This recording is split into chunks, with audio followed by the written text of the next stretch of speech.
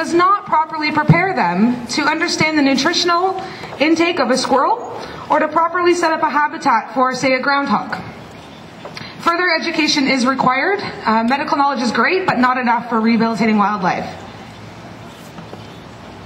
The license that allows the Toronto Humane Society to take in wildlife and practice wildlife rehabilitation is in their chief veterinarian's name.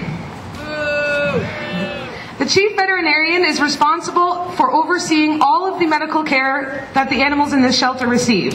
The Toronto Humane Society takes in over 10,000 animals a year.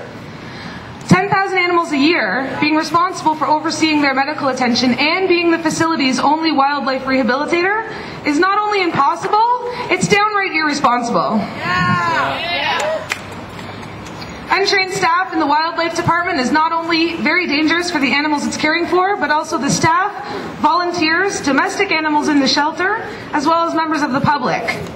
Zoonotic diseases can be very dangerous. Raccoons, for example, are a rabies vector species. They also carry a roundworm, known as raccoon roundworm. During my employment at the Toronto Humane Society, raccoons were often housed in cat and dog carriers, which you can see in these photos. These cat and dog carriers would then be washed and used later for dogs and cats. This practice is so dangerous. Raccoon roundworm can live for up to 10 years on any surface and withstand even the most powerful cleaning agents. Regular bleaching will not get rid of raccoon roundworm. These dogs and cats using these cages after are at risk. Untrained staff unknowingly handling wild animals without gloves or proper safety equipment puts these staff members at risk. You can see some photos here. Not only are the staff members at risk, but everyone they come into contact with after. Dogs in the shelter, cats in the shelter, members of the public, volunteers, all at risk of getting raccoon roundworm. In one room while I was there, raccoons and dogs were actually housed back to back from each other. Some of these runs shared drains. The sharing of drains allows for hair, saliva, feces, and urine to pass from raccoon to dog.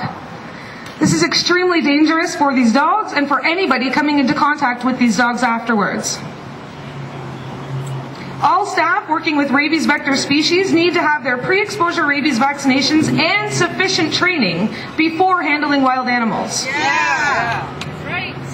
In regards to baby birds have a multitude of nutritional needs that are very important to be met. During my employment in the wildlife department here, baby birds, all of them, regardless of the species, were being fed a store-bought pablum designed for breeding parrots. This mix does not provide the essential nutrients that wild birds need to survive in the wild. Improper feeding of baby wild animals can lead to a condition known as MBD, which is metabolic bone disease.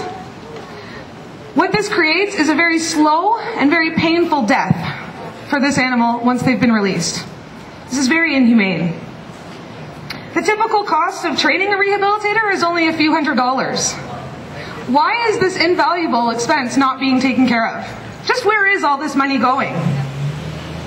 The Toronto Humane Society has a responsibility to the animals that it cares for and a responsibility to the safety of their staff. These responsibilities are being neglected. We are fighting for their lives. Together we can put the humane back into the Toronto Humane Society.